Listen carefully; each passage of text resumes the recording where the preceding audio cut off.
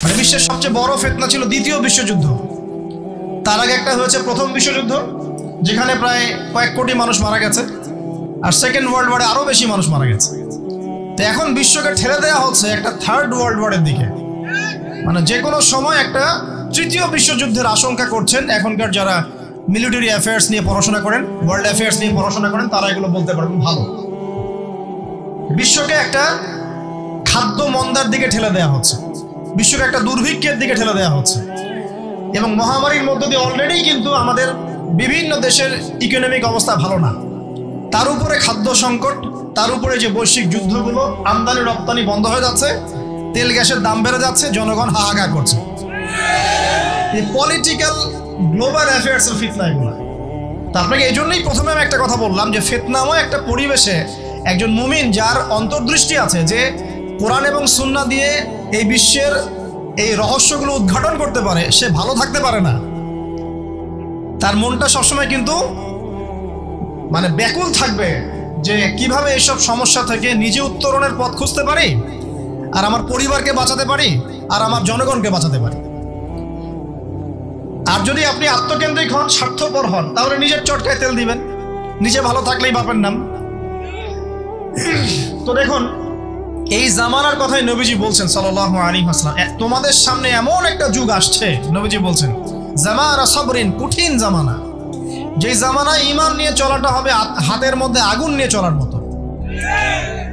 নবীজি বলছেন ওই সময়ে সাহাবী জিজ্ঞাসা করছেন, ইয়া রাসূলুল্লাহ, আমি ওই সময়ে কি করব? ওই সময় আমি কি করব? আমাকে কি পরামর্শ দিচ্ছেন? নবী সাল্লাল্লাহু আলাইহি ওয়াসাল্লাম বলছেন, হে আমর ইবনে আস, তুমি ওই সময়ে বাড়িতে অবস্থান করো, বাসায় থাকো, বিনা প্রয়োজনে বাড়ির বাইরে এসো না। ওই সময় তুমি নিজের পাপের জন্য আল্লাহর কাছে ক্রন্দন করতে থাকো, বিনা প্রয়োজনে বাড়ির থেকে বের হয়েও না। আর মানুষের সাথে এত বেশি মেলামেশা করো না, নিজে তোমার আমল, তোমার গুনাহ নিয়ে ব্যস্ত থাকো, তোমার পাপের জন্য আল্লাহর কাছে কান্নাকাটি করো, ইনশাল্লাহ তুমি নাজাত পেয়ে যাবে। এটা একটা অপশন, মানে ফিতনাময় পরিবেশে আপনি কিভাবে বাঁচবেন, এটা একটা অপশন। আরেকটা হাদিসে গিয়ে নবী সাল্লাল্লাহু আলাইহি ওয়াসাল্লাম বলছেন যে যখন এমন ফিতনাময় পরিবেশ আসবে, তখন যদি তোমরা এই আমর বিল মারুফ নাহি আনিল মুনকার, সৎ কাজের আদেশ, অসৎ কাজের নিষেধ, আমার সুন্নতের উপর অটল থাকতে পারো, তাহলে তোমরা 50 জন শহীদের নেকি পাবে। সাহাবায়ে কেরাম বলছেন, ইয়া রাসূলুল্লাহ, আমিনহুম আও মিন্না, তাদের মধ্যে 50 জন নাকি আমাদের মধ্যে 50 জন শহীদ? নবী করিম সাল্লাল্লাহু আলাইহি ওয়াসাল্লাম বলছেন, বাল মিনকুম, বরং তোমাদের মধ্যে 50 জন শহীদ। এটা অপশন নম্বর 2।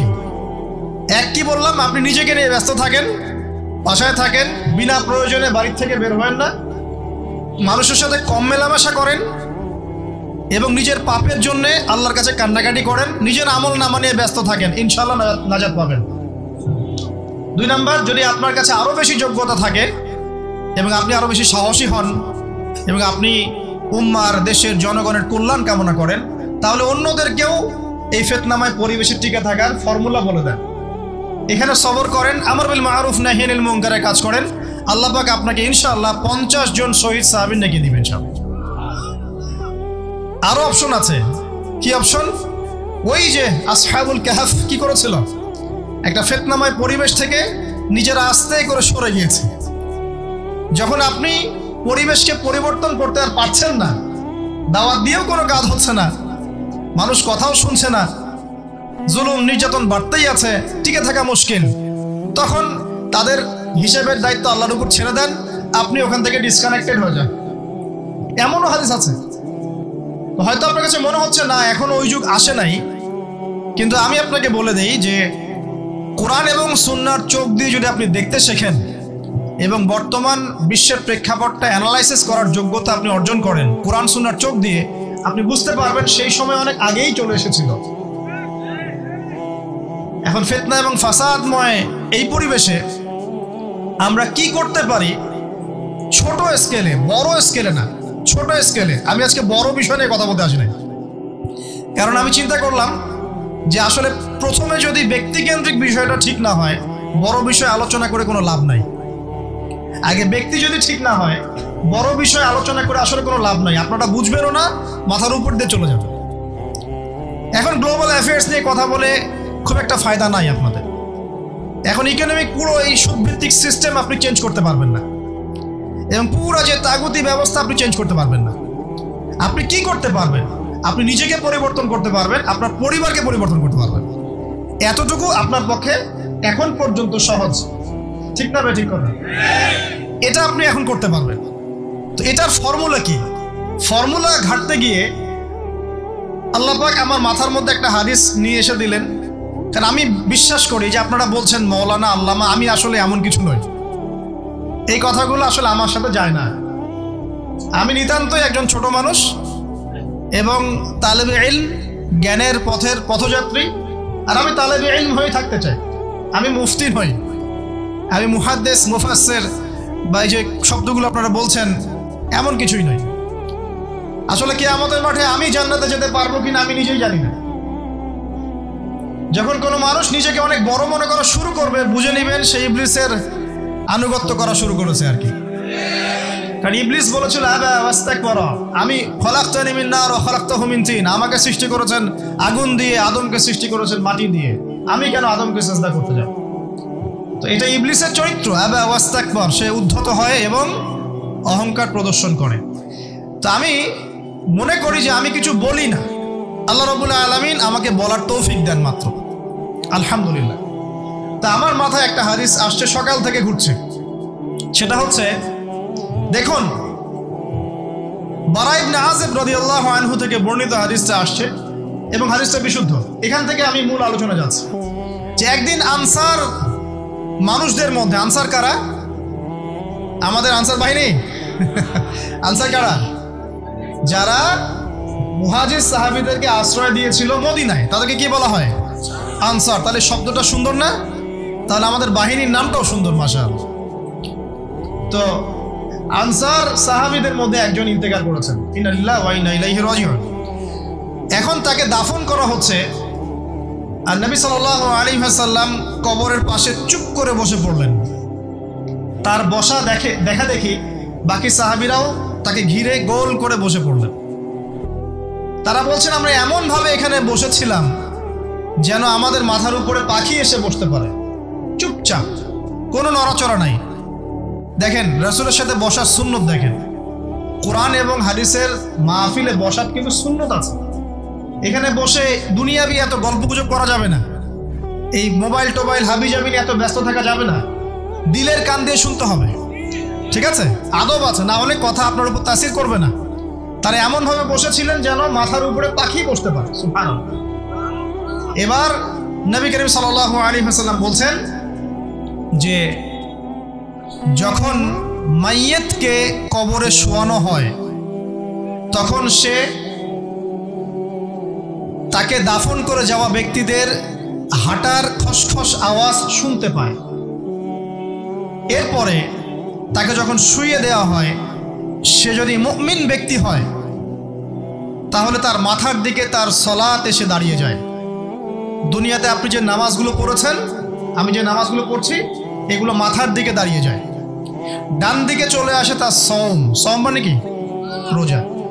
বাম দিকে চলে আসে যাকাত, যাকাত মানে কি? যাকাতের সাথে তো আমরা পরিচিত নই। আমরা ওই যে রাস্তাঘাটে যে দান খয়রাতগুলো উঠানো হয় এগুলোর সাথে খুব পরিচিত, তাই না? কত টাকা, কত পয়সা, কি কি গান করে আর টাকা কালেকশন করে না? অনেক সময় দেখা যায় রাস্তায় যাচ্ছি আমরা গাড়ি নিয়ে, পারলে গাড়ির সামনে এসে হুমড়ি খেয়ে পড়বে টাকা নেওয়ার জন্য। এইভাবে টাকা কালেকশন করতে কে শিখিয়েছে ইসলামে? আর আমরা অনেক সময় ছোট ছোট বাচ্চাদেরকে দিয়ে, মাদ্রাসার ছোট ছোট বাচ্চাদেরকে দিয়ে টাকা কালেকশন করাই। এটা ঠিক না। কেন ঠিক না জানেন? ছোটবেলা থেকেই ওর ব্যক্তিত্ব নষ্ট হচ্ছে। এই হাতটা উত্তম না এই হাতটা উত্তম? উপরের হাত উত্তম, নিচের হাত উত্তম? তো ছোটবেলা থেকে সে নিচের হাতে অভ্যস্ত হচ্ছে। দেখেন, এত টাকা পয়সা কালেকশন করে আমাকে আরেকটা স্বতন্ত্র মসজিদ করতেই হবে জরুরি, খুবই জরুরি ছিল। মানুষের কাছে হাত চেয়ে, হাত পেতে রাস্তাঘাটে এরকম করে গাড়ি থামিয়ে, তারপরে কি বলবো, সুর করে গান গেয়ে এত টাকা পয়সা কালেকশন করতেই হবে? মসজিদটা আমাকে টাইলস ফিটিং করতেই হবে, এসি মসজিদ করতেই হবে? আমরা এমনও মসজিদ রংপুরে দেখেছি 10 বছরেও টাকা কালেকশন শেষ হয় নাই। 10 বছর ধরে কালেকশন হচ্ছে। আমি ছোটবেলা থেকে দেখছি কালেকশন হচ্ছে, কি বুঝলেন? তো এগুলো আমাদের ব্যক্তিত্ব নষ্ট করে। মুসলিমরা উপরের হাতের মালিক। সারা বিশ্ব আমরা একসময় চালিয়েছি। এই পশ্চিমা সভ্যতা আমাদেরকে কি শিখায়? সারা বিশ্ব আমরা চালিয়েছি। এই আপনার উমাইয়া খেলাফতের সময়ও কর্ডোভায় আব্দুর রহমানের যে শাসন ছিল, কর্ডোভায়, স্পেন, পর্তুগাল, এই পুরো জায়গাগুলো পশ্চিমা বিশ্বের, এগুলো মুসলিমরা শাসন করেছে প্রায় 500-600 বছর। ইতিহাস তো আমরা জানিও না, পড়িও না, ভুলে গেছি। ইতিহাস পড়তে হয়। হিস্ট্রি ঘাটলে দেখবেন রাসূল সাল্লাল্লাহু আলাইহি ওয়াসাল্লামের 23 বছরের নববী যুগ, স্বর্ণযুগ, তারপর আবু বকর সিদ্দিকের খেলাফত, তারপর উমর ইবনুল খাত্তাবের খেলাফত। আবু বকর সিদ্দিকের 2 বছর বা 2.5 বছর, উমর রাদিয়াল্লাহু আনহুর প্রায় 10 বছর, তারপর উসমান রাদিয়াল্লাহু আনহুর 12 বছর, আলী রাদিয়াল্লাহু আনহুর প্রায় 2-2.5 বছর, তারপরে হাসান রাদিয়াল্লাহু আনহু 6 মাস। এরপরে উমাইয়া খেলাফত শুরু হলো মুয়াবিয়া রাদিয়াল্লাহু আনহুর হাতে, প্রায় 20 বছর। উমাইয়ারা শাসন করেছে প্রায় 90 থেকে 100 বছর। তারপর জাব নদীর যুদ্ধে উমাইয়া আব্বাসীয়রা একে অপরের সাথে যুদ্ধ করেছে, করে উমাইয়ারা পরাজিত হয়ে আব্বাসীয়রা ক্ষমতায় গিয়েছে। ক্ষমতায় গিয়ে তারা প্রায় শাসন করেছে প্রায় 550 বছর। এদিকে উমাইয়াদের মধ্যে যারা পরাজিত হয়েছে ওরা চলে গিয়ে কর্ডোভা, আন্দালুসিয়া, ওইদিকে খেলাফত কায়েম করেছে। তারপরে আবার এদিকে ফাতেমি খেলাফত ছিল, উসমানীয় খেলাফত ছিল, তারপরে মিশরের তুলুনি একটা রাজবংশ ছিল, আমাদের সাবকন্টিনেন্টে মোগলরা ছিল, সারা বিশ্বে আমরাই ছিলাম। ইতিহাস তো ভুলে গেছে। তা আমরা সবসময় উপরের হাত ছিলাম, উপরের হাত। আমরা দিতাম, মানুষ নিত। আর এখন কি হয়েছে? আমরা এখানে, আমরা চাই, মানুষ দেয়। আর ওরা কি এমনি দেয়? ওরা চড়া সুদ দিবে না? ওয়ার্ল্ড ব্যাংকে যান লোন নিতে, চড়া সুদ। আর এই সুদ শোধ করতে গিয়ে বিভিন্ন দেশ শ্রীলঙ্কা হয়ে যাচ্ছে। সুদ তো শোধ করতে হবে, এমনি তো আপনাকে আর এগুলো দিবে না। তো এই সুদটা শোধ করতে গিয়ে আমাদের জিনিসপত্রের দাম বেড়ে যাবে, তারপরে দেখবেন জনগণের উপর কর বেড়ে যাবে, অনেক প্রবলেম। আর এই প্রবলেমগুলো ফেস করতে হবে কি কারণে? রিবা বা সুদের কারণে। তো এই যে বলছি, দেখেন ছোটবেলা থেকেই যে আমরা নিচের হাতে অভ্যস্ত হচ্ছি, এটা ত্যাগ করতে হবে। ব্যক্তিত্বের পরিচয় দেন। এত টাকা পয়সা চেয়ে প্রতিষ্ঠান করার দরকার নাই। আমার জমি আছে 1 বিঘা, আমি প্রতিষ্ঠান করবো ইনশাআল্লাহ। আপনার 2 বিঘা আপনি করেন, যার সামর্থ্য আছে সে করবে, সামর্থ্য নেই করার দরকার নেই। আর একটা মসজিদ যদি কবুল হয়, একটা মসজিদ একটা জেলার জন্য যথেষ্ট। একটা মসজিদে নববী থেকে নবী সাল্লাল্লাহু আলাইহি ওয়াসাল্লাম সারা দুনিয়া শাসন করেছে। আর আমাদের তো কোটি কোটি মসজিদ বাংলাদেশে। এই যুগের কথাও নবীজি বলেছেন, যে যুগে মসজিদগুলো চাকচিক্যময় হবে, মসজিদগুলো কি হবে? চাকচিক্যময় হবে, হেদায়েত উঠে যাবে, এবং মসজিদের মধ্যে শোরগোল, হট্টগোল বেড়ে যাবে। দেখেন না মসজিদে হট্টগোল বেড়ে গেছে না? এটা সেই যুগ। তো যেটা বলছিলাম প্রিয় ভাইরা, যে নিচের হাতে অভ্যস্ত না, উপরের হাতে অভ্যস্ত হতে হবে। এই কারণে এই যে একটা হাদিসের কথা শুরু করলাম, যে আনসার সাহাবী কারা ছিল? যারা মুহাজির সাহাবীদেরকে আশ্রয় দিয়েছে। এখন এই সাহাবীদের মধ্যে একজন ইন্তেকাল করেছে। তার লাশ যখন রাখা হচ্ছে, তখন নবীজি বলছেন, মাথার দিকে মাইয়েতের আসে কি? সলাত। সলাত মানে কি? নামাজ। 5 ওয়াক্ত নামাজ আজকে থেকে ছাড়বেন? ওয়াদা করেন আজকে থেকে 5 ওয়াক্ত নামাজ ছাড়বো না ইনশাআল্লাহ। একটা হাদিস খালি বলি, মান তারাকা সালাতান মুতাআম্মিদান ফাকাদ কাফারা। মান তারাকা সালাতান মুতাআম্মিদান ফাকাদ কাফারা। আবার শুনেন, قال رسول الله صلى الله عليه وسلم من ترك صلاة متعمدا فقد كفر. আর মুয়াজ বিন জাবাল রাদিয়াল্লাহু আনহু কে নবীজি বলেছেন, মান তারাকা সালাতা মুতাআম্মিদান ফাকাদ বারিয়াত মিন জিম্মাতিল্লাহ। যে ব্যক্তি নিজের উপর ফরজ নামাজ ছেড়ে দিল, সে কুফরি করলো। মুয়াজ বিন জাবালকে নবী সাল্লাল্লাহু আলাইহি ওয়াসাল্লাম বলছেন, যে ব্যক্তি ফরজ নামাজ ইচ্ছা করে ছেড়ে দিল, সে ব্যক্তি আল্লাহর জিম্মা থেকে মুক্ত হয়ে গেল। নামাজ ছাড়বেন প্রিয় ভাই? 5 ওয়াক্ত নামাজ জামাতের সাথে ইনশাআল্লাহ। আল্লাহ আমাকে তৌফিক দেখ, আপনাদের সবাইকে তৌফিক দান করুন, আমিন। জামাত যদি না পান, একা পড়ে নেবেন, ঠিক আছে? যদি ঘুমিয়ে থাকেন, ঘুম থেকে উঠে পড়বেন। ভুলে গেছেন, যখন মনে হবে তখন পড়বেন। অজু করার পানি নাই, কি করবেন? তায়াম্মুম করবেন। তায়াম্মুমেরও কিছু নাই, আপনার কোনো কাপড়ই নাই, সতর ঢাকার কোনো কাপড়ই নাই, কি করবেন? বসে বসে নামাজ পড়বেন ওই অবস্থাতেই। এটা কোনো মাফ নাই। মানে আপনার অজু করার কোনো পানি নাই, তায়াম্মুমের কিছুই নাই, কাপড়ও নাই সতরে, তখনও নগ্ন হয়ে বসেই নামাজ পড়তে হবে, মাফ নাই। যখন শোয়ানো হবে মাথার দিকে কি থাকবে? সালাত। তাহলে আমরা যারা ফরজ সালাত এখন আদায় করছি না, আজকে তওবা করেন, বলেন আস্তাগফিরুল্লাহ আল্লাযী লা ইলাহা ইল্লা হুয়াল হাইয়ুল কাইয়্যুম ওয়া আতুবু ইলাইহি। হে আল্লাহ, আমরা তওবা করছি, সারা জীবনে যত নামাজ পড়ি নাই, এই সমস্ত নামাজ না পড়ার পাপ থেকে তোমার কাছে তওবা করছি। ঠিক আছে, এটা আস্তাগফিরুল্লাহর অর্থ নয়, আমি বাংলায় বললাম। আর যদি নামাজ কাজা করে আদায় করে দিতে পারেন আলহামদুলিল্লাহ, খুবই ভালো হয়। যদি নাও পারেন তাও এখন থেকে আর কোনো নামাজ বাদ দিয়ে না, আর বেশি বেশি নফল নামাজ পড়ার চেষ্টা করেন। আল্লাহ পাক তৌফিক ইনায়াত করুন। তারপরে ডান দিকে কি? সওম। সওম মানে কি? রোজা। রমজান মাসে রোজা রাখি সবাই তো, মাশাআল্লাহ, আলহামদুলিল্লাহ। রমজান মাসে সওম রাখার পাশাপাশি বেশি বেশি নফল সওম রাখার ব্যাপারে অভ্যস্ত হওয়ার চেষ্টা করতে হবে। সবচেয়ে সেরা সওমগুলো হচ্ছে মাসের 3 দিন, আইয়ামে বীজের সওম, চাঁদের 13, 14 এবং 15 তারিখ। আর সপ্তাহে 2 দিন, সেটা হলো বৃহস্পতিবার এবং কি সোমবার। আল্লাহ পাক তৌফিক দান করুন, আমিন। এছাড়া আরাফার সওম আছে, আশুরার সওম আছে, ঠিক আছে, জিলহজ মাসের প্রথম 10 দিন রাখতে পারেন, ইত্যাদি। এবার বাম দিকে কি? যাকাত। যেটা বলছিলাম, যাকাতের সাথে আমরা খুব একটা পরিচিত নই, অথচ যাকাত একটা ফরজ ইবাদত। কেউ যদি নামাজ এবং যাকাতের মধ্যে পার্থক্য করে, সে ব্যক্তি কাফের হয়ে যাবে। কেউ যদি মনে করে নামাজ আমি মানি, যাকাত আমি মানি না, তাহলে কাফের হয়ে যাবে।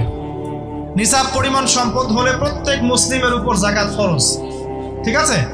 এবং এই যাকাতই হচ্ছে আপনার ইসলামিক অর্থনীতির মূল ভিত্তি।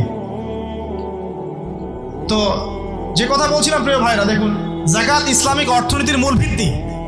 কিভাবে জানেন? ব্যবসা এবং যাকাত এটা কি করে? এটা একটা মার্কেটের মধ্যে সম্পদ ঘুরতে থাকে। আমি বুঝাচ্ছি আপনাকে। মনে করেন আপনি ব্যবসা করছেন এবং যাকাত দিচ্ছেন। যাকাত কারা দিবে? যারা যাকাতের নিসাব পরিমাণ সম্পত্তি রাখে, মানে কিছুটা ধনী তারা। তো তারা ব্যবসা করছে, মাশাআল্লাহ। ব্যবসা যখন করে, ব্যবসায় কি থাকে? লাভ থাকে, লস থাকে, লাভ থাকে, লস থাকে। লাভও হতে পারে আপনার, লসও হতে পারে। আর সুদে কি? শুধু লাভ, লস আছে? লস নাই। পার্থক্য বোঝেন। এখন ব্যবসা যখন আপনি করবেন, এই টাকা বা মূল যে ক্যাপিটাল যেটা বলে অর্থনীতির ভাষায়, এটা মার্কেটের মধ্যে সার্কুলেট করতে থাকবে। আজকে আপনি ধনী, লাভ করেছেন, কালকে লস করবেন, এই ধন আরেকজনের হাতে চলে যাবে। সে আবার ব্যবসা করছে, সে লাভ করলে সম্পদ তার হাতে থাকলো, লস করলে আরেকজনের হাতে। মানে এই মানিটা, ক্যাপিটাল যেটা, এটা মার্কেটের মধ্যে ঘুরতে থাকে, ঘুরতে থাকে। আজকে কেউ ধনী, কালকে কেউ ধনী, আজকে কেউ ফকির, কালকে কেউ ধনী, এভাবে। এখানে আল্লাহ পাক যাকে ইচ্ছা হয় ধন দেন, যাকে ইচ্ছা হয় দরিদ্র করেন। এটা আল্লাহ পাক নিয়ন্ত্রণ করেন। আবার এর মধ্যে যারা ধনী হবে তারা আবার যাকাত দিবে। কাকে যাকাত দিবে? যে গরিব তাকে। এই কারণে অর্থনৈতিক সাম্য থাকবে এবং টাকা, ক্যাপিটাল মার্কেটে সার্কুলেট করতে থাকবে। এটা হচ্ছে ইসলামিক ইকোনমিক্স। বুঝাতে পারছি না মনে হয়। আর রিবায় কি হবে? রিবায় কোনো লসের চান্স নাই। মানে এখানে ধনী আরো ধনী হতে থাকবে, গরিব আরো গরিব হতে থাকবে, প্লাস যাকাতও দিবে না। তখন সমাজের একটা অংশ অনেক ধনী হবে, আরেকটা অংশ একদম মাটিতে পড়ে যাবে, কোনো ব্যালেন্স হবে না। এই কারণে বিশ্বের একটা অংশ, ওই বিশ্বের একটা বড় অংশ যারা সুদখোর, যেখান থেকে সুদ এসেছে, ওইটা আস্তে আস্তে ধনী হয়ে গেছে এবং বিশ্বের বহু কান্ট্রি আস্তে আস্তে দারিদ্র সীমার নিচে চলে আসছে। এটা শুধু ব্যক্তির ক্ষেত্রেই নয়, এটা সমাজের ক্ষেত্রেই নয়, পুরো বিশ্বেটা হচ্ছে। তো এই হলো রিবা এবং ব্যবসা ভিত্তিক, যাকাত ভিত্তিক ইকোনমিক সিস্টেমের পার্থক্য, বেসিক ডিফারেন্স। রিবার মধ্যে আল্লাহ পাক তার হাত উঠিয়ে নেন, আল্লাহ পাক সেখানে আর ইন্টারফেয়ার করেন না। ঠিক আছে, সুদ খাচ্ছ, তুমি তোমার মতো চলো। আর ব্যবসা ভিত্তিক ইকোনমিক্স চললে আল্লাহ পাক সেখানে কাউকে ধন দিবেন, কারো কাছ থেকে নেবেন। আপনার ধন নিয়ে আমাকে দিবেন, আমার ধন নিয়ে আপনাকে দিবেন। আর আমি যদি ধনী হই, আমি আবার যাকাত দিব, সেই যাকাতের টাকা আবার আপনার হাতে যাবে, কেউ না খেয়ে মরবে না। তো সামনে এই যে বলা হচ্ছে 2023 সাল, শুধু 23 সাল না, আমার অবজারভেশন 2026-27 পর্যন্ত একটা অর্থনৈতিক মন্দা চলতে পারে। বলবে কিছু কিছু লোক যে ভবিষ্যৎবাণী করতেছে, আবার এটা ভবিষ্যৎবাণী নয়। আপনি বর্তমান সম্পর্কে খবর রাখেন না বলেই বর্তমানকে আপনার ভবিষ্যৎ মনে হচ্ছে।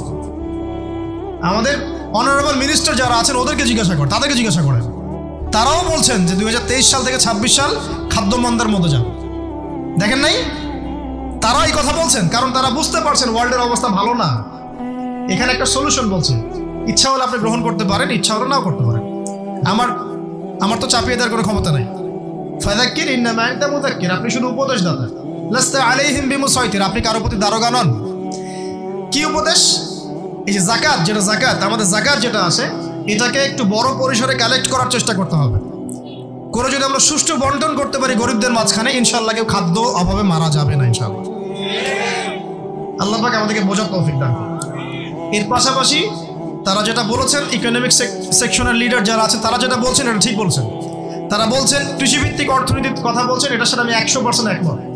কারণ আল্লাহ পাকের কোরআন, এই কোরআনের মধ্যে বেশিরভাগ যে অর্থনীতির কথা এসেছে তা হচ্ছে কৃষিভিত্তিক অর্থনীতি। এটা কি জানেন? হয়তো জানেন না। কোরআনে যত ইকোনমিক সিস্টেমের কথা আসছে তার মধ্যে সবচেয়ে বেশি এসেছে কৃষিভিত্তিক অর্থনীতির কথা, তারপর ব্যবসা এবং যাকাত। অতএব তারা ঠিকই বলেছেন, দেশের যারা ইকোনমিক সেকশনে গবেষণা করছেন তারা ঠিক কথাই বলেছেন যে কৃষিভিত্তিক অর্থনীতি হচ্ছে আমাদের অর্থনৈতিক মন্দা দূর করার অন্যতম উপায়। ঠিক বলেছেন, আমি একমত। তো যাকাত যেটা কথা বলছিলাম, বাম দিকে যাকাত আসবে, তো যাকাত আমরা দিব তো ইনশাল্লাহ ভাই। যাদের শোনেন, বাংলাদেশে এমন অনেক শিল্পপতি আছে যাদের একজনের যাকাতের টাকা দিয়ে একটা গ্রাম চলতে পারে। আর যাকাতের টাকা কিন্তু শুধু এক বছরে আসবে না, প্রতি বছরেই ঘুরে ঘুরে আসবে। মনে করেন যে আপনাদের এলাকার মধ্যে অনেক বিত্তশালী আছেন, আমি দোয়া করি মন থেকে আল্লাহ পাক বিত্তশালীদের অন্তরটাকে নরম করে দিক এবং ওসমান রাদিয়াল্লাহু আনহুর মতো দানশীল করে দিক। আমরা দোয়া করি, আমরা কারো খারাপ চাবো, সবার জন্য হেদায়েতের দোয়া করব। টাকা থাকতে তো সমস্যা নাই, কিন্তু টাকা থেকে যদি ওসমান রাদিয়াল্লাহু আনহুর মতো হতে না পারলাম তাহলে সমস্যা। টাকা থাকতে কোনো সমস্যা নাই, ধন আপনাকে আল্লাহ দিতেই পারে। এই ধনটাকে উসমান গনি রাদিয়াল্লাহু আনহুর মতো আল্লাহর পথে বিতরণ করে দেন, ইনশাআল্লাহ আল্লাহ পাক আপনাকে জান্নাতুল ফেরদাউস দান করবেন।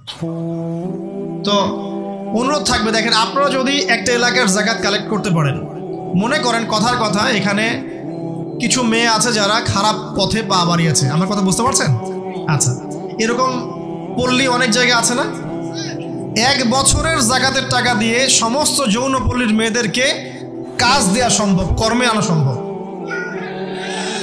ওদেরকে কাজের ব্যবস্থা করে দেন, ওরা কখনোই এই সেক্স ওয়ার্কারের কাজ করবে না ইনশাআল্লাহ। কোনো মেয়েই এই কাজ করতে চায় না, আমার মতে কোনো মেয়েই চায় না যে ইজ্জত বিক্রি করে খাবো। কোনো মেয়ে চাবে? কখনো চাবে না। ওকে আপনি ভালো কাজের ব্যবস্থা করে দেন এই যাকাতের টাকা দিয়ে, দেখবেন ইনশাআল্লাহ সে ওই খারাপ পথ ছেড়ে দিয়েছে। অনেক দেখবেন দরিদ্র মানুষ আছে যে পড়াশোনা করার কোনো সুযোগ নেই, টাকা পয়সা নাই, পড়াশোনা করতে চায় কিন্তু টাকা পয়সা নাই, দিনের জ্ঞান অর্জন করতে চায়, দেশকে কিছু দিতে চায়, টাকা নাই। তাকে আমরা হেল্প করতে পারি না? পারি। অনেক মানুষ আছে মাদক দ্রব্য বিক্রি করছে, তাকে বুঝান, দিনের হেদায়েত দেন যে ভাই আমি তোমাকে আরো ভালো চাকরি দিব, ভালো ব্যবসা দিব, তুমি ছাড়বা কিনা? বলবো আমি ছেড়ে দেবো ইনশাআল্লাহ। বুঝালে ছেড়ে দেবে ইনশাআল্লাহ।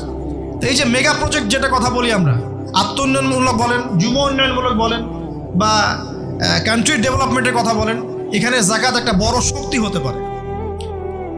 তবে এটাকে সুষ্ঠুভাবে কালেক্ট করতে হবে এবং যাকাতের যে 8টা খাত আছে এই খাতগুলোতে সুষ্ঠুভাবে বন্টন করতে হবে। অমুসলিমদেরকেও যাকাত দেওয়া যায়, জানেন? অমুসলিম যদি কেউ থাকে, দরিদ্র, তাকেও যাকাত দিয়ে সহযোগিতা করা যায়। আমরা সহযোগিতা করি না বলেই তো ওই যে পশ্চিম থেকে লোকজন এসে সহযোগিতা করে খ্রিস্টান বানাচ্ছে এখন সবাইকে। আরো বাড়বে দিন দিন, দেখেন। আমরা তো সহযোগিতা করছি না। আপনার পাশে আপনার প্রতিবেশী না খেয়ে মারা যাচ্ছে, আপনি যাচ্ছেন না। এখন তো অন্য কেউ এসে যদি সাপোর্ট করে, ও তো তার দলেই ভিড়বে তখন, স্বাভাবিক। এটাই হচ্ছে এখন। আল্লাহ বোঝার তৌফিক দান করুক আমাদেরকে। বাম দিকে মাইয়াতের থাকবে কি ভাই? যাকাত। তারপরে পায়ের দিকে চলে আসবে তার আত্মীয়তার সম্পর্ক রক্ষার ইবাদত, তার এই যে অন্যান্য দান সদকা, তার নফল আমল, তার তাসবিহ তাহলিল, তার কোরআন তেলাওয়াত ইত্যাদি পায়ের দিকে চলে আসবে। এখানে একটা হাদিস এসেছে, সূরাতুল মুলক যে ব্যক্তি রাতের বেলা তেলাওয়াত করবে, কোন সূরা ভাই? তাবারাকাল্লাযী বিয়াদিহিল মুলক ওয়া হুয়া আলা কুল্লি শাইইন কাদির। এই সূরা যে ব্যক্তি রাতের বেলা করে তেলাওয়াত করবে ইনশাআল্লাহ সূরা মুলকও কবরে তার সাথে থাকবে এবং কবর আযাব থেকে সূরা মুলক তাকে বাঁচাবে ইনশাআল্লাহ। আমি বুঝাচ্ছি যে কি অবস্থাটা হবে। এবার দুজন ফেরেশতা মাথার দিক থেকে আসবেন, আসতে চাইবেন, সালাত বলবে এখান দিয়ে আসা যাবে না, এদিক দিয়ে আসা যাবে না। ডান দিক দিয়ে আসতে চাইবেন, এদিক দিয়ে আসা যাবে না। বাম দিক দিয়ে আসতে চাইবেন, যাকাত বলবে এদিক দিয়ে আসা যাবে না। পায়ের দিক দিয়ে আসতে চাইবেন, আমলগুলো বলবে এদিক দিয়ে আসা যাবে না।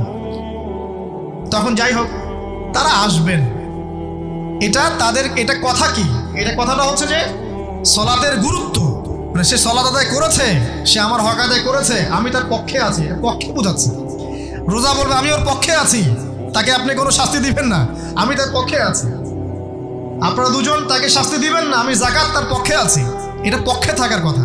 তারপরেও তারা আসবেন, চোখগুলো হবে নীল এবং কালো বর্ণ, নীলাপ চোখের কালো।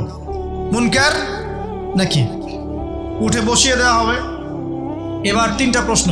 প্রথমে প্রশ্ন হচ্ছে কি, মান রব, তোমার রবকে? তখন মুমিন বান্দা বুক ফুলিয়ে বলবে রব্বি আল্লাহ, আমার রবকে আল্লাহ। পৃথিবীতে যে ব্যক্তি আল্লাহর সাথে শিরিক করে নাই, আল্লাহর তাওহীদের উপর থেকেছে এবং তার উপরে মৃত্যুবরণ করেছে, ইনশাআল্লাহ সে ব্যক্তি এর উত্তর নির্দ্বিধায় দিতে পারবে ইনশাআল্লাহ। আর দুনিয়াতে যে বা যারাই আল্লাহর সাথে শিরিক করবে, আল্লাহর সাথে শিরকের পাবে লিপ্ত হবে, ওই অবস্থায় মারা যাবে, তাওহীদের উপর থাকবে না, কোশ্চিন কালেও মান রব উত্তর দিতে পারবে না। তারপরে প্রশ্ন হয়ে যাবে মা দিনুক, তোমার দিন কি ছিল? মুমিন বান্দা উত্তর দিবে কি, দিন ইয়ান ইসলাম, আমার দিন ছিল ইসলাম।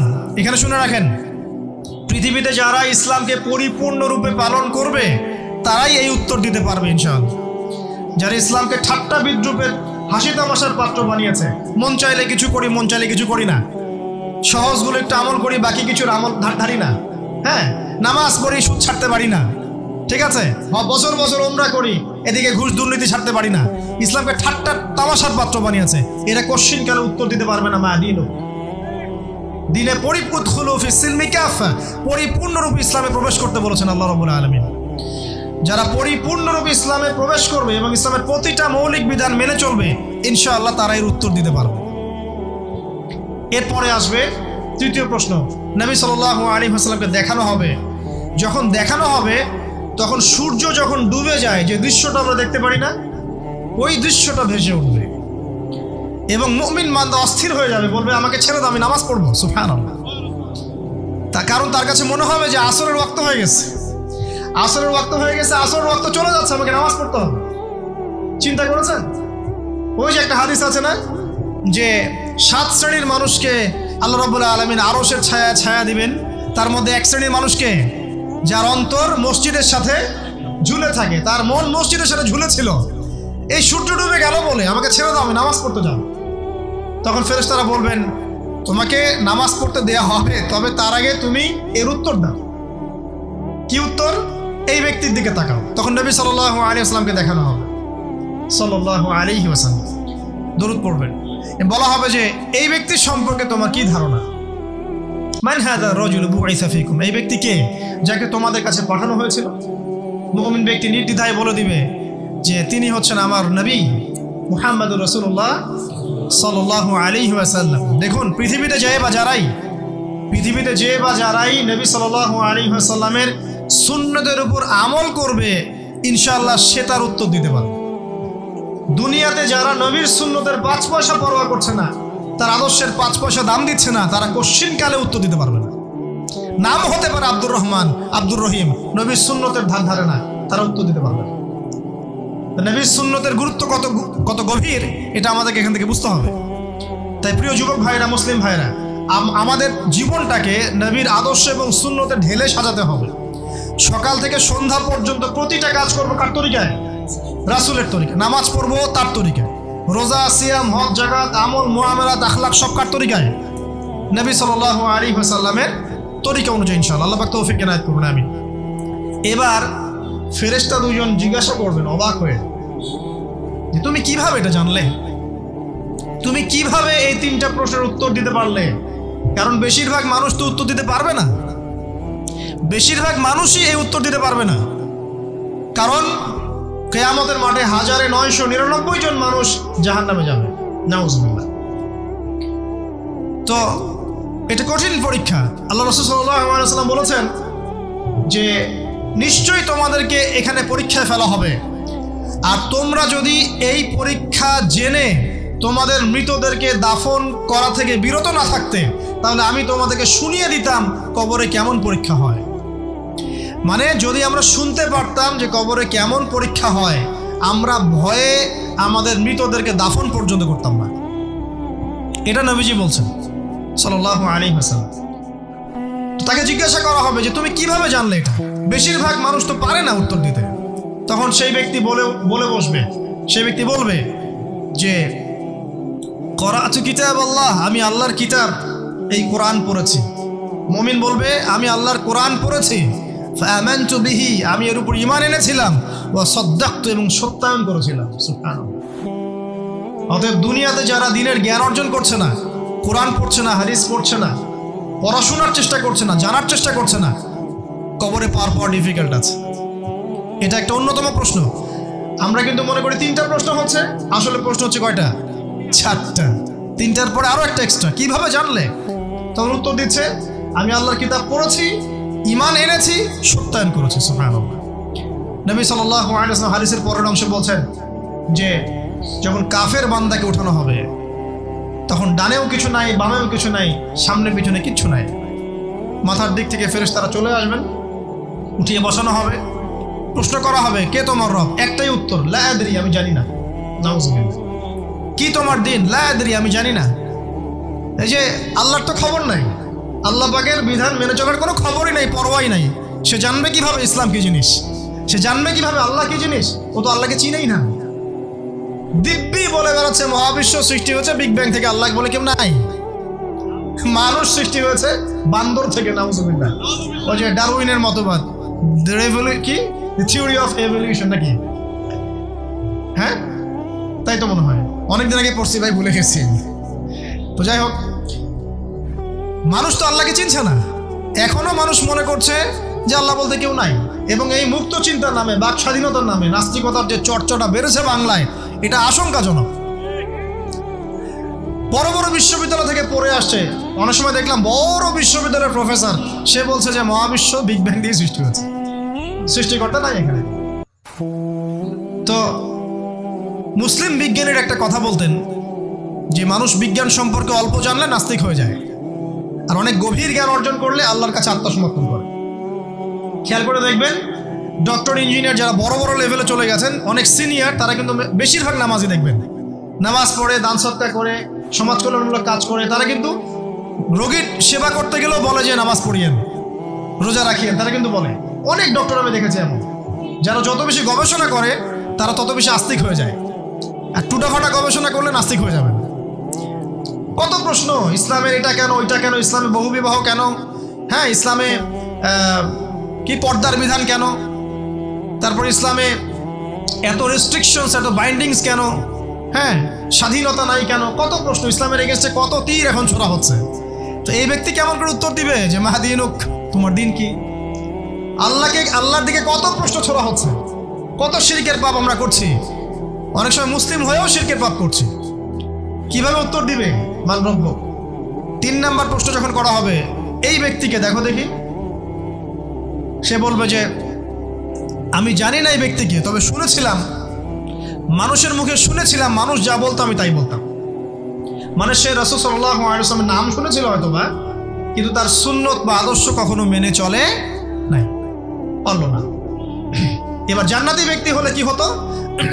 ওই যে সূর্য ডুবছিল যেখানে, তার দৃষ্টির সীমা পর্যন্ত কবরকে প্রশস্ত করে দেয়া হতো, এবং জান্নাতের একটা দরজা তার কবরে খুলে দেয়া হতো।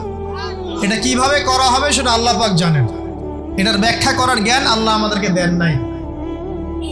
যেই মানুষের ক্ষুদ্র জ্ঞানে মানুষ ব্যাকটেরিয়া, ভাইরাস নিয়ে গবেষণা করতে হিমশিম খেয়ে যায়, সে মহাবিশ্বের স্রষ্টা নিয়ে কিভাবে গবেষণা করবে? আল্লাহ পাকের অসীম জ্ঞানের সামনে আমার জ্ঞান কি? খুবই ক্ষুদ্র। হাদিসে এসেছে বুখারী শরীফের মধ্যে, যে একটা মহাসমুদ্রের মধ্যে যদি একটা পাখি 1 ফোঁটা পানি উঠিয়ে নিয়ে যায়, ওই 1 ফোঁটা পানি হচ্ছে মহাবিশ্বের জ্ঞান। আর বাকি পুরো মহাসাগর হচ্ছে আল্লাহ পাকের জ্ঞান। তো আমরা এই ক্ষুদ্র জ্ঞানের মানুষ হয়ে আল্লাহর জ্ঞানকে কেমন করে পেনিট্রেট করতে পারি? তো আল্লাহ পাক জান্নাতের দরজাগুলো খুলে দিবেন, একটা দরজা খুলে দিবেন, সেখান থেকে বাতাস আসবে, জান্নাতের নাজ নেয়ামত উপভোগ করতে থাকবে এবং তার রূহটাকে সবুজ রঙের পাখির আকৃতিতে জান্নাতে রেখে দেওয়া হবে। ইল্লিন মানে ওখানে জান্নাতের নিয়ামত সে পাবে। এটাকে বলা হয় দারুল বারজাখ বা বারজাখের জীবন। জীবন অনেকগুলো, একটা ছিল রুহের জগৎ। রুহের জগতে আমরা সবাই ছিলাম। শোনেন, রুহের জগতে যার সাথে যার বন্ধুত্ব ভালোবাসা গভীর ছিল, দুনিয়াতে তার সাথে তার ভালোবাসা বেশি। এটা হয়তো জানেন না, জানতেন হাদিসটা? রুহের জগতে যদি কখনো আপনার সাথে আমার দেখা হয়ে থাকে, দুনিয়াতে আপনার সাথে আমার দেখা হবে ইনশাআল্লাহ। রুহের জগতে যদি আপনার আমার মধ্যে ঘনিষ্ঠ ভালোবাসা থেকে থাকে, এখানেও ভালোবাসা হয়ে যাবে ইনশাআল্লাহ। এটা বলে আমি আবার তোমাদের বয়ফ্রেন্ড গার্লফ্রেন্ড ভালোবাসা বুঝাই নাই, ওই ভালোবাসার কথা বলি না। আবার রুহের জগতে বিদ্বেষ, এখানেও দেখবেন বিদ্বেষ।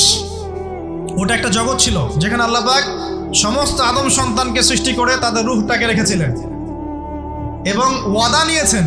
কি ওয়াদা? আল্লাহ পাক বলেছিলেন আলাস্তু বিরব্বিকুম, সূরা আরাফের 182 নম্বর আয়াত পড়ে দেখবেন, 182 নম্বর আয়াত। আল্লাহ পাক বলেছিলেন যে আমি ওয়াদা নিয়েছিলাম, আলাস্তু বিরব্বিকুম, আমি কি তোমাদের রব নই? আমরা সবাই বলেছিলাম বেলা ইয়া রব্বি, অবশ্যই আপনি আমাদের রব। দুনিয়াতে এসে আমরা ভুলে গেছি। এই ভুলে যাওয়াটা মনে করায় দেওয়ার জন্যই আল্লাহ পাক আসমানি কিতাব নাজিল করেন, নবী রাসূল পাঠান, আমাদের কান পর্যন্ত ইসলামের দাওয়াত পৌঁছে দেন, যাতে আমরা মনে করতে পারি। এবার আসেন রুহের জগতের পর আসলাম এই যে দুনিয়ার জগৎ, দারুদ দুনিয়া। দুনিয়ার মধ্যে আছি হয়তো 50, 60, 70, 100 বছর হাইয়েস্ট। এরপর যাবে দারুল বারজাখ, বারজাখের জগৎ। পাপী ব্যক্তি হলে জাহান্নামের দরজা খুলে দেওয়া হবে আর জাহান্নামের সে আযাব ভোগ করতে থাকবে, এবং পুণ্যবান ব্যক্তি হলে জান্নাতের দরজা খুলে দেওয়া হবে এবং এর নাজ নেয়ামত সে ভোগ করতে থাকবে। তখন তাকে বলা হবে এটা জান্নাতের সেই জায়গা যেখানে তুমি থাকবে। এটা দেখার সাথে সাথে, শোনার সাথে সাথে তার যে খুশি উৎফুল্লতা আরো অনেক বেড়ে যাবে এবং সে কি করবে জানেন? সে পৃথিবীতে ফিরে আসতে চাইবে। সে বলবে আমাকে আমার পরিবারবর্গকে জানাতে দেন, আমাকে আমার পরিবারবর্গকে জানাতে দেন যে আমি ভালো আছি। তখন ফেরেশতারা তাকে বলবেন যে এটা সম্ভব না, তোমার এবং তাদের মাঝে দারুল বারজাখ আছে, তুমি এটা ভেদ করে যেতে পারবে না। তখন তার আত্মাটাকে ইল্লিনে দেওয়া হবে, একটা সবুজ পাখির আকৃতিতে জান্নাতে ঘুরে বেড়াবে ইনশাআল্লাহ। আর যদি জাহান্নামী হয় তাহলে যে বললাম দরজা খুলে যাবে, জাহান্নামের মর্মান্তিক আযাব তার দিকে আসতে থাকবে। কবর সংকুচিত হয়ে আসবে এমনভাবে যাতে তার বাম পাজর ডান পাজরের ভিতরে এইভাবে ঢুকে যাবে। নাউযুবিল্লাহ। এবং এই আযাব চলতে থাকবে ইলা ইয়াউমি ইউবআসুন, পুনরুত্থানের দিন পর্যন্ত। এখন এই যে হাদিসটা আপনারা শুনলেন, এই হাদিসটা ব্যক্তিকেন্দ্রিক নয় কি? এখানে 3টা বিষয় আপনাকে ফোকাস করতে হবে আমাদেরকে। 1, তাওহীদ, আল্লাহ পাকের তাওহীদ। 2, রিসালাত, রাসূলুল্লাহ সাল্লাল্লাহু আলাইহি ওয়াসাল্লামের রিসালাত, এবং আখিরাত, পরকাল। এই 3টা বিষয় খুব স্বল্প কথায় বলছি। দেখুন, তাওহীদ কি? আল্লাহ পাকের একত্ববাদ।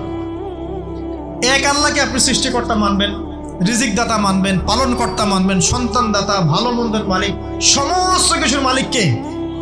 আল্লাহ। আল্লাহ আল্লাহ আমাকে বাঁচিয়ে রেখেছেন, আল্লাহ আমাকে মৃত্যু দিবেন, আল্লাহ আমাকে রিজিক দেন, আল্লাহ আমাকে সন্তান দিবেন, আল্লাহ আমার ভালোর মালিক, আল্লাহ মন্দের মালিক, আল্লাহ সমস্ত কিছুর মালিক। এই কনসেপ্ট পরিষ্কার থাকবে, লা ইলাহা ইল্লাল্লাহ পরিষ্কার থাকবে। সমস্ত বিষয় কার পক্ষ থেকে? আল্লাহর পক্ষ থেকে। এই তাওহীদ, সংক্ষিপ্ত কথায় বললাম তাওহীদ। এর মধ্যে 3টা ক্লাসিফিকেশন আছে, রুবুবিয়্যাত, উলুহিয়্যাত, আসমা ও সিফাত। এটা আপনারা কিতাবুত তাওহীদ বই থেকে পড়ে নিন।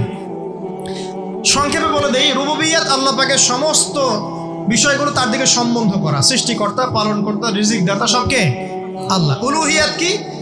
দুনিয়াতে এসেছি আল্লাহ পাকেরই দাসত্ব করতে হবে, অন্য কারো দাসত্ব চলবে না, তাওহীদ উলুহিয়্যাত।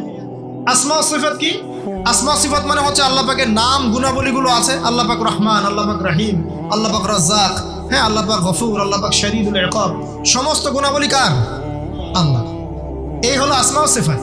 আল্লাহ পাক যেমন, আল্লাহ পাক তেমন, আল্লাহ পাক নিজের মতো, কারোর সাথে তুলনীয় নন। আল্লাহু আহাদ, একক। আল্লাহুস সামাদ, তিনি অমুখাপেক্ষী। লাম ইয়ালিদ ওয়া লাম ইউলাদ, তিনি জন্ম দেননি, জন্মিতও নন, ওয়া লাম ইয়াকুল লাহু কুফুয়ান আহাদ, তার সমতুল্য আর কিছুই নাই। আল্লাহ থেকে সবকিছু হয়, এটাই হলো তাওহীদ। এখন এর অপোজিশন কি? শিরক। তাওহীদের বিরুদ্ধে গেলে কি হয়ে যাবে? শিরক। কেউ যদি মনে করে যে আল্লাহ ছাড়া কেউ আমাকে জীবন দিতে পারে, আল্লাহ ছাড়া কেউ আমাকে মারতে পারে, আল্লাহ ছাড়া কেউ আমাকে রিজিক দিতে পারে, অথবা আল্লাহ ছাড়া কেউ সন্তান দিতে পারে, আল্লাহ ছাড়া অন্য কারো কাছে কেউ যদি দোয়া করে, আল্লাহ ছাড়া অন্য কারোর জন্য নজর মানত করে, আল্লাহ ছাড়া অন্য কারোর নামে কসম খায়, আল্লাহর হালালকে হারাম করে দেয়, আল্লাহর হারামকে হালাল করে নেয়, ঠিক আছে? আল্লাহ থেকে শুভ অশুভ আসে না, শুভ আল্লাহর পক্ষ থেকে আসে, অশুভ শয়তানের পক্ষ থেকে আসে, এমনও যদি কেউ মনে করে, শুভ অশুভ দুটোই আল্লাহর পক্ষ থেকে আসে, কিন্তু কেউ যদি মনে করে না শুভগুলো আল্লাহর পক্ষ থেকে, অশুভগুলো শয়তানের পক্ষ থেকে, এমনও যদি মনে করে, শিরক হয়ে যাবে। মুসলিমরা চলাফেরায় শিরক করছে। এখন মুসলিমরা আল্লাহ ছাড়া অন্য কারো কাছে চাচ্ছে, মুসলিমরা অনেকে কবরে সিজদা করছে, মুসলিমরা অনেকেই মৃত মানুষের কাছে দোয়া করছে, হাতে বালা পরে আছেন, খোলেন না। কেন খোলেন না? ভয়ে যদি আপনার ক্ষতি হয়, শিরক। মুসলিমরা দেখবেন আগুনের সামনে মাথা নত করছে, মুসলিমরা এখন মেডিটেশন করে, ধ্যান করে, মুসলিমরা জিনকে তাবে করতেছে, অনেক সময় দেখা যায় মুসলিমরা জাদু করতেছে, জাদুবিদ্যা, কুফরি কালাম করছে না? করছে, সবই শিরক, সবই শিরক। মুসলিমরা দেখবেন আল্লাহর হালাল যেগুলো আছে এগুলোকে হারাম করে ফেলছে, আবার অনেক সময় আল্লাহর হারামগুলোকে হালাল করে নিচ্ছে। সুদ কি ভাই? এখানে ফরজ, হালাল করে নেওয়া হয়েছে। মদ কি? তোমাদের কাছে তো ওয়াজিব, না খাইলে ঘুম হয় না। তো এই যে আল্লাহ হারামগুলোকে কি করছি আমরা? হালাল করে ফেলছি, এটাও শিরক, কুফরি একটা। তো এক কথায় তাওহীদের উপর যারা থাকবে, মান রব্বক উত্তর দিতে পারবে ইনশাআল্লাহ। যারা শিরক করে ফেলবে ওই অবস্থায় মারা যাবে, মান রব্বক উত্তর দিতে পারবে না। আমার কথা কি বোঝা যাচ্ছে? আমি সহজ করার চেষ্টা করছি, কিন্তু হয়তো পারছি না, এটা আমার ব্যর্থতা। এক কথায় যদি আমরা কবরের প্রথম প্রশ্নের উত্তর দিতে চাই, তাহলে আমাদেরকে অবশ্যই তাওহীদের উপর থাকতে হবে, শিরকে যাওয়া যাবে না। প্রিয় ভাইরা, শিরকের পাপ থেকে আজকে তওবা করে ফেলবেন। আল্লাহ জেনে না জেনে জীবনে যত শিরক করেছে আল্লাহ মাফ করে দাও, আমিন। এবং আগামী দিনগুলোতে শিরকের পাপে লিপ্ত হয় না। প্রিয় ভাইরা, যদি আপনার আমল নামায় আসমান জমিন সমানও পাপ থাকে, শিরকের পাপটুকু না থাকে, আল্লাহ পাক আপনার পুরো পাপ মাফ করতে পারবেন ইনশাআল্লাহ। আল্লাহ পাক বলেছেন, মেরাজের রাতে নবী সাল্লাল্লাহু আলাইহি ওয়াসাল্লামকে আরশে আজিমের কাছে উঠিয়ে নিয়ে আল্লাহ পাক 3টা ওহী করেছেন। কয়টা ওহী? একটা ছিল 5 ওয়াক্ত নামাজ, ঠিক আছে? 2 নাম্বার হচ্ছে সূরা বাকারার শেষের 3টা আয়াত। 3 নাম্বার একটা ওয়াদা, একটা প্রতিশ্রুতি। সেটা কি? হে মুহাম্মদ সাল্লাল্লাহু আলাইহি ওয়াসাল্লাম, তোমার উম্মতের মধ্যে কেউ যদি আসমান জমিন সমান পাপ নিয়ে আমার সামনে হাজির হয়, কিন্তু আমার সাথে কাউকে শরিক না করে, শিরক না করে, তাহলে আমি আল্লাহ তার সামনে আসমান জমিন সমান ক্ষমা নিয়ে হাজির হব, মানে মাফ করে দেওয়া হবে ইনশাআল্লাহ। অতএব শিরকের পাপে যায় না, ইনশাআল্লাহ জান্নাতে যাওয়া যাবে। যে ব্যক্তি মন থেকে একবার লা ইলাহা ইল্লাল্লাহ পড়েছে, সমস্ত বিষয় আল্লাহর দিকে সুপর্দ করে, তার অন্যান্য অনেক পাপ থাকতে পারে, আল্লাহ পাক চাইলে সব পাপ মাফ করতে পারেন। অতএব মান রব্বক উত্তর দিতে চাইলে শিরকের পাপে যাওয়া যাবে? যাবে না। আধুনিক শিরকের মধ্যে সবচেয়ে ভয়ঙ্করটা হচ্ছে এটা, যে আমরা আল্লাহর হালালকে হারাম করে নিচ্ছি। দ্বীনি ইলম অর্জন আল্লাহর জন্য, প্রতিটা কাজের করার আগে নিয়াত ফিক্স করবেন, কেন করব? পরকালীন স্বার্থ থাকলে করব, না হলে করব না। কেন তুমি টিকটকে যাবা না? কারণ পরকালীন কোনো স্বার্থ নাই। কেন তুমি ফ্রি মিক্সিং অ্যাফেয়ার্সে যাবা না? কারণ পরকালীন কোনো স্বার্থ নাই। কেন মদ খাবা না? পরকালীন কোনো স্বার্থ নাই। কেন মিউজিকে যাচ্ছ না? কারণ পরকালীন কোনো স্বার্থ নাই। কেন তুমি এই যে সুদ খাবা না? কারণ পরকালীন কোনো স্বার্থ নাই। যে কাজে পরকালীন কোনো স্বার্থ নাই, সে কাজে কোনো মুমিন মুসলিম নাই। কেন নামাজ পড়বো? কারণ পরকালীন স্বার্থ আছে। কেন রোজা রাখবো? পরকালীন স্বার্থ আছে। কেন আমি হালাল বিয়ে করব, হারাম জেনায় যাব না? পরকালের স্বার্থ আছে। কেন আমি যাকাত দিব, ব্যবসা করব, সুদ খাবো না? কারণ পরকালের স্বার্থ আছে। কেন ইসলামের দাওয়াত দিব? পরকালের স্বার্থ আছে। কেন হাদিস প্রচার করব? কারণ পরকালের স্বার্থ আছে। ইসলামের জন্য সবর করব কেন? পরকালের স্বার্থ আছে। পরকালের স্বার্থ যেখানে, মুসলিম সেখানে। পরকালের স্বার্থ নাই, আমরা নাই। প্রত্যেকটা কাজ করার আগে নিয়তটা ফিক্স করতে হবে, পরকালের কোনো স্বার্থ আছে? যদি বলে হ্যাঁ আছে, তাহলে করবেন। স্বার্থ নাই, আমি নাই। কোনো ফুজুল কি বাত বা ফাহেসা কোনো কাজ, এসব কাজে আমরা নাই, বিকজ এগুলোতে কোনো পরকালীন স্বার্থ নাই। ব্যাস, আমাদের জীবনের প্রতিটা মোমেন্ট, প্রতিটা সেকেন্ড আল্লাহর দেয়া দান। আমি নিজের ইচ্ছা মতো এটাকে অপব্যয় করতে পারি না। হ্যাঁ, আপনি মিউজিক শুনতে চান, আপনি সং পছন্দ করেন, আপনি নাশিদ শোনেন, ইসলামিক নাশিদ শোনেন, ওখানে আপনার ইমান একটু দীপ্ত হবে, পরকালীন স্বার্থ আছে। আপনি নিজের যৌন চাহিদাকে দমন করতে পারছেন না, হালালভাবে বিয়ে করে নেন। বিয়ে করার পর আপনি যত ইচ্ছা স্ত্রীকে মহব্বত করেন, প্রত্যেকটা মহব্বতে নেকি পাবেন। এমনকি স্ত্রীর দিকে নেক নজরে তাকাবেন, তাতেও নাকি। তার মুখে খাবার তুলে দেবেন, তাতেও নাকি। তার হাত ধরে হাঁটবেন, তাতেও নাকি। তাকে নিয়ে রাত্রে চাঁদ দেখবেন, তাতেও নাকি। আপনি আপনার নিয়তটাকে চেঞ্জ করেন, কাজের ডাইরেকশন চেঞ্জ করেন। পরকালের স্বার্থ থাকলে করবো, না হলে করবো না। আপনি পছন্দ করেন ঘুরে বেড়াতে, আল্লাহর দিনের দায়ী হয়ে ঘুরে বেড়ান না, সমস্যা কি? আল্লাহর জমিন ঘুরে দেখেন, এইসব অবান্তর কাজে লিপ্ত না থেকে আল্লাহ পাকের নিদর্শনগুলো ঘুরে দেখেন, আপনার ইমান বাড়বে ইনশাআল্লাহ। আপনার সংস্কৃতি ভালো লাগে, ইসলামিক সংস্কৃতি মেনে চলেন। আপনি কবিতা লিখতে ভালোবাসেন, ইসলামিক কোনো কবিতা লেখেন। আপনি উপন্যাস পড়তে ভালোবাসেন, ইসলামিক কোনো উপন্যাস পড়েন। আমি বলছি না এগুলোর বাইরে কোনো পড়াশোনা করা যাবে না, এমনটা আমি কিন্তু বলছি না। আমি বলছি আপনি আপনার পুরো কাজটাকে আগে ফিক্স করবেন, পরকালের কোনো স্বার্থ আছে কি নাই। যদি হ্যাঁ দেখা যায় হ্যাঁ পরকালের স্বার্থ ঠিক আছে, অবশ্যই করেন, কোনো সমস্যা নেই। আল্লাহ পাক বোঝার তৌফিক দান করুন। তো দেখুন প্রিয় ভাইরা, শিরকের পাপে যাওয়া যাবে না। এই শিরকের পাপ না থাকলে আমল নামায় ইনশাআল্লাহ আমরা জান্নাতে যাব এবং কবরের উত্তর দিতে পারবো ইনশাআল্লাহ। মান রব্বুক, উত্তর পাস ইনশাআল্লাহ। তারপরে কি? মাদিনু। এক কথায় ইসলামের অনেক বিধিবিধান আছে, নামাজ, কালিমা, সওম, যাকাত, হজ সব আছে। আমর বিল মারুফ, নাহি আনিল মুনকার, পিতামাতার খেদমত, প্রতিবেশীর অধিকার, স্ত্রীর অধিকার, তারপরে সন্তানদের অধিকার, যাকাত, সব কিছুই আছে। এখন যদি ইসলামের কিছু অংশকে মেনে নেন, কিছু অংশকে না মানেন, এটা কিন্তু কুফরি। ইসলামের কিছু অংশকে মানছেন, কিছু অংশকে মানছেন না, এটা কিন্তু কুফরি। ইসলামের পরিপূর্ণ বিধানটাকে যদি মেনে চলেন ইনশাআল্লাহু আযজা ওয়া জাল আপনি মাদিনুক উত্তর দিতে পারবেন। আপনি আমল করতে পারেন না পারেন, মনে করেন আপনি আমল করতে পারছেন না, কিন্তু আপনি আকীদা পোষণ করছেন যে হ্যাঁ ইসলামে যা আছে আমি সব কিছু মেনে চলি, কিন্তু হয়তো আমল করতে গিয়ে আমি পারছি না। আমি হয়তো নামাজ 5 ওয়াক্ত পড়তে হয়, আমি জানি, আমি মানি, কিন্তু আমার মাঝে মাঝে মিস হচ্ছে, মাঝে মাঝে আমি জামাত মিস করে ফেলছি। আপনি মানেন যে সওম রাখতে হয়, মাঝে মাঝে আপনার সওম মিস হয়ে যাচ্ছে, কিন্তু আপনি বিশ্বাস করেন যে হ্যাঁ আপনি সওম রাখতে হয়, আপনার আকীদা ঠিক আছে। আপনি যাকাত দেন নাই এতদিন, কিন্তু আকীদা রাখেন হ্যাঁ দিতে হয়, আমি সুযোগ পেলে দিয়ে দিব। এই যে কনসেপ্টটা ক্লিয়ার রাখা যায় না, ইসলামের বিধানগুলো প্রতিটা আমি মানি মন থেকে, হয়তো আমল করতে গিয়ে আমি পেরে উঠতেছি না বা হয়ে উঠছে না। ইনশাআল্লাহ একদিন না একদিন আল্লাহ পাক আপনাকে তৌফিক দেবেন ইনশাআল্লাহ, আল্লাহ পাক তৌফিক দান করুক।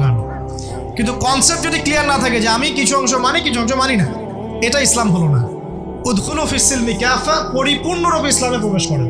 দিনই বোন অনেকে আছে পর্দা হয়তো করতে পারছে না, কিন্তু মনে করে, বিশ্বাস করে যে পর্দা করতে হয়, এটা ফরজ। ইনশাআল্লাহ আল্লাহ চাইলে ওকে একদিন তৌফিক দেবে ইনশাআল্লাহ। হয়তো এখন মুখ খোলা আছে, হয়তো বা আগে গেঞ্জি টি শার্ট পরে ঘুরতো, এখন সেলোয়ার কামিজ পরছে, ঢিলে ঢালা জামা পরছে, এখনো বোরখা পরছে না। ওকে তুচ্ছ তাচ্ছিল্য করার দরকার নাই আপাতত। ওকে আরো বুঝান, আরো নরম হন, আরো বুঝিয়ে সুঝিয়ে ইসলামের দিকে আনার চেষ্টা করেন।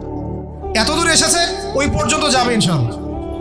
কারণ ও বিশ্বাস করে হ্যাঁ পর্দা করতে হয়, আমি মানি পর্দা করতে হয়, কিন্তু আমি এখন করতে পারছি না, ইনশাআল্লাহ করবো, আল্লাহ পাক চাইলে তৌফিক দিবেন ইনশাআল্লাহ। তো এই যে বিষয়টা, যে ইসলামকে মনে আগে ধারণ করা, যে না আমি মানি ইসলামের প্রত্যেকটা বিধান ঠিক আছে। চুরি করলে চোরের হাত কাটতে হয়, ইসলাম বলেছে। ডাকাতি করলে শাস্তি আছে। জেনা যদি কেউ করে 100 বেত্রাঘাত, মদ খাইলে 40টা বেত্রাঘাত, ব্যভিচার যদি করে কেউ, এই পরকীয়া করে বিবাহিত ব্যক্তি, রজম। এগুলো কেসাস, একজন একজনকে হত্যা করলে তাকেও কেসাস করতে হয়। এই বিধানগুলো আছে। এখন আপনি বলতে পারেন আমি এই ওয়ার্ল্ডের প্রেক্ষাপটে এটাকে বাস্তবায়ন করতে পারছি না, কিন্তু আমি বিশ্বাস করি ইসলামে এই বিধানগুলো আছে, এটা আল্লাহর বিধান। ইনশাআল্লাহ আপনি মাফ পেয়ে যাবেন, ইনশাআল্লাহ আল্লাহ চাইলে আপনি মাফও পেয়ে যাবেন। কিন্তু যদি মনে করেন না এই যুগের এগুলো চলেই না, আমি আল্লাহ পাকের এসব বিধান কিচ্ছু মানি না, আমি যে বিধান বুঝি এটাই চূড়ান্ত, তাহলে খবর আছে, তাহলে মাদিনুক উত্তর দিতে পারবেন। তো বুঝেন, বিষয়টা বোঝেন, আকীদাটা ক্লিয়ার করেন যে না আমি পারতেছি না, এটা একটা বিষয়, কিন্তু আমি বিশ্বাস করি ইসলামের এগুলো অংশ, হয়তো আমি এখন পারছি না, ইনশাআল্লাহ ভবিষ্যতে পারবো। আল্লাহ চাইলে আপনাকে তৌফিক দিবেন ইনশাআল্লাহ। আমরা দোয়া করি আল্লাহ পাক আমাদেরকে পরিপূর্ণরূপে ইসলামে প্রবেশ করার তৌফিক দান করুন। আর সর্বশেষ কি, এটা যদি করতে পারে মাদিনিক উত্তর দিতে পারবে। মান নবিয়ুকা উত্তর কখন দিতে পারবে? যখন একজন ব্যক্তি সারা জীবন নবী সাল্লাল্লাহু আলাইহি ওয়াসাল্লামের সুন্নতের উপর আমল করতে পারবে। এই যে ঘুম থেকে উঠলেন, ব্যাস ব্রাশটা নিয়ে দৌড়ে চলে গেলেন বাথরুমে, কি জন্য? ঘুম থেকে উঠলেন, আগে চোখটা একটু ঘষতে হবে, মুখে হাত দিতে হবে, তারপরে আপনি দোয়া পড়বেন। কি দোয়া পড়বেন? আলহামদুলিল্লাহিল্লাযী আহইয়ানা বা'দা মা আমাতানা ওয়া ইলাইহিন নুশুর। তারপরে আপনি যাবেন বাথরুমে। দোয়াটা না পড়ে কেন গেলেন? ঘুমাচ্ছেন, ঘুমানোর আগে আপনি অবশ্যই বলবেন। ঘুমানোর আগে একদম একটা গান শুনে, একটা গার্লফ্রেন্ডের সাথে 10টা মিনিট কথা বলে, হ্যাঁ জান রাখি, ব্যাস, তারপরে ঘুমিয়ে গেলেন। ঘুমটা আপনার জন্য ইবাদত হলো না? হারামে লিপ্ত হতেন না? আল্লাহুম্মা বিইসমিকা আমুতু ওয়া আহইয়া পড়তেন, সূরা মুলক পড়তেন, সূরা কাফিরুন পড়তেন, সূরা ফালাক নাস ইখলাস পড়তেন, ঘুমিয়ে যেতেন। পুরো ঘুমটাই ইবাদত, পুরো ঘুমটাই নাকি ঘুমিয়ে আছেন নাকি পাচ্ছেন? আপনি ইচ্ছাকৃতভাবে আপনার আমলটা নষ্ট করলেন। ইস্তেঞ্জা করতে গেছেন, ইস্তেঞ্জা করতে গিয়ে গান শুরু করে দিল বাথরুমে। বাথরুম সিঙ্গার আছে না কিছু? বাথরুমে গান গাওয়ার জায়গা নাকি? তো ওখানে গান শুরু করবো। বাথরুমে গান গাবেন কেন? আপনি ঢোকার সময় বলবেন কি, বিসমিল্লাহ আল্লাহুম্মা ইন্নী আউযু বিকা মিনাল খুবসি ওয়াল খাবাইস। এরপর ইস্তেঞ্জা করবেন, তারপরে আপনি গুফরানাকা বলে বের হয়ে আসবেন। পুরো ইস্তেঞ্জার সময়টুকু নাকি?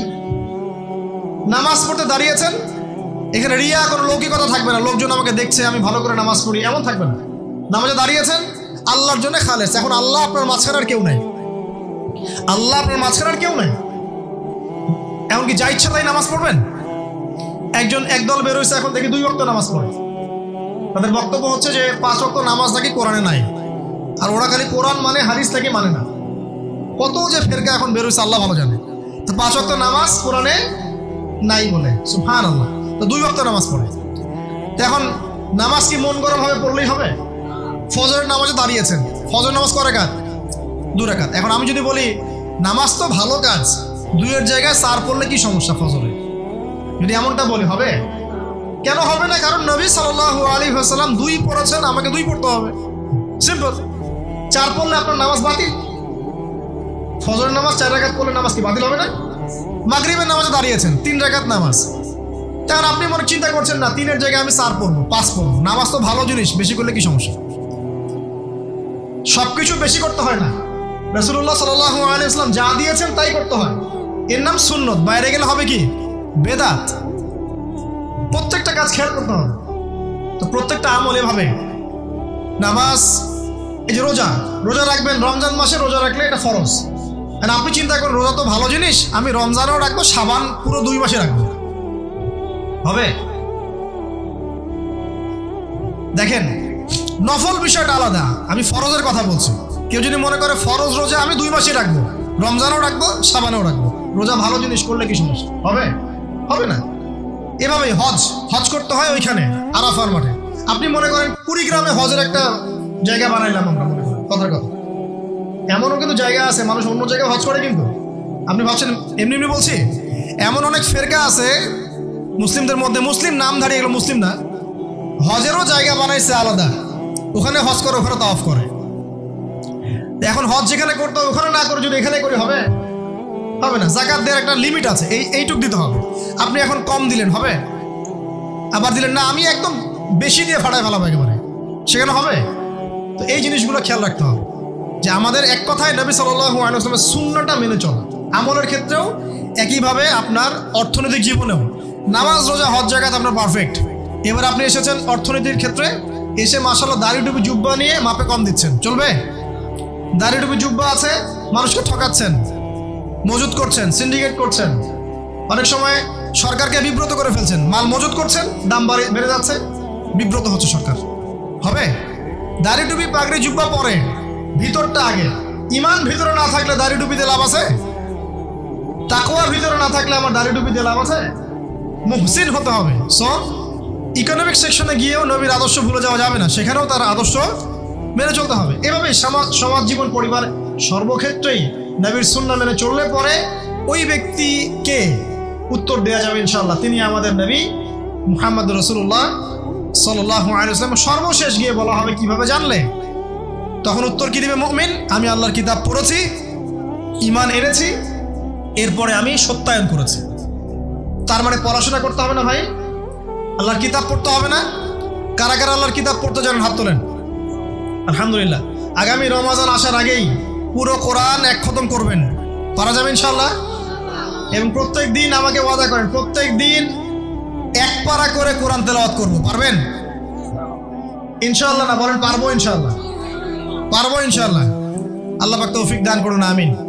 কোরআন পড়তে হবে, শুধু কি জাস্ট তোতা পাখির মতো পড়েই যাবেন সারা জীবন? অর্থটা একটু বোঝার চেষ্টা করবেন না ভাই? করা উচিত না? করা উচিত। যদি আপনার সামর্থ্য থাকে আপনার অবশ্যই করা উচিত। সামর্থ্য নাই, বয়স হয়ে গেছে, পারেন না, সেটা আলাদা বিষয়। সামর্থ্য আছে আপনার অবশ্যই উচিত। আলহামদুলিল্লাহি রাব্বিল আলামিন মানে কি? আর রহমানির রহিম মানে কি? মালিকি ইয়াউমিদ্দিন বলছি, এটা মানে কি?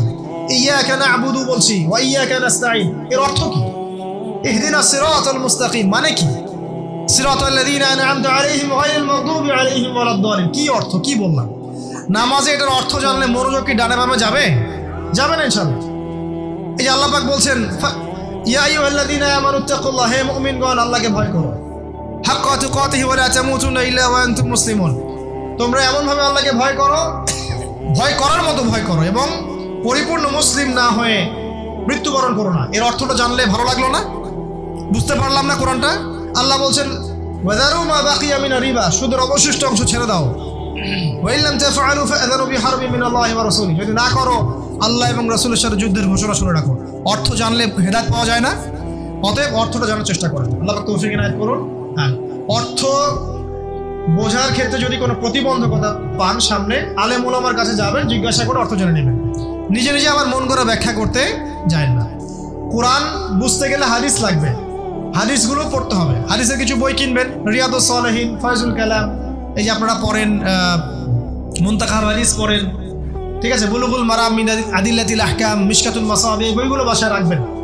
এরপরে আস্তে আস্তে কিনবেন আবু দাউদ, তিরমিজি, নাসাই, এগুলো কিনবেন। পরে গিয়ে বুখারী মুসলিমের অনুবাদ কিনবেন, আগে কিনবেন না। এগুলো কঠিন হাদিস, এগুলো আগে পড়লে আপনি মাথাটা আপনার কিন্তু ঘুরতে থাকবে। তো আগে কি ক্লাস 8-এ পড়বেন না আগে এইচএসসি দিবেন? আগে ক্লাস 7-8 পার করে যান, তারপরে ওদিকে যান। আল্লাহ বোঝার তৌফিক দান করুন। প্রিয় ভাইরা, ইলম অর্জন করতে হবে। ইলম অর্জন করলে পরে আপনি তালেবে ইলম, তালেবে ইলমের পায়ের নিচে আল্লাহর ফেরেশতারা পাখা বিছিয়ে দিবে ইনশাআল্লাহ তাআলা। ইলম অর্জন করে আপনি যখন আলেম হবেন বা দ্বীনের জ্ঞান অর্জন করবেন, তখন আপনি দাওয়াতের কাজও করতে পারবেন। আপনার দাওয়াতে যত মানুষ ইসলামের দিকে আসবে সমস্ত নেকি আপনি পাবেন ইনশাআল্লাহ।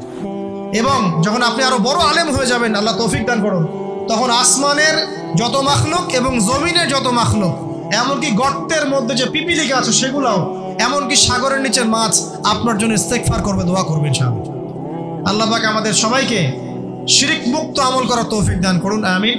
আল্লাহর তাওহীদের উপর থাকার তৌফিক দান করুন, আমিন। আল্লাহ পাক আমাদের সবাইকে দ্বীন ইসলাম পরিপূর্ণরূপে পালন করার তৌফিক দান করুন, নবী সাল্লাল্লাহু আলাইহি ওয়াসাল্লামের আদর্শ মেনে চলার তৌফিক দান করুন, এবং দ্বীনের জ্ঞান অর্জন করার তৌফিক দান করুন। দুনিয়াতে আমরা যতদিন বেঁচে থাকবো ইসলামের উপর যেন বেঁচে থাকতে পারি, এবং আমাদের মৌতের পর দারুল বারজাখ বা কবরের এই জিন্দেগি, আল্লাহ পাক আমাদেরকে এই ভয়াবহ ফিতনা থেকে, আযাব থেকে হেফাজত করুন, আমিন।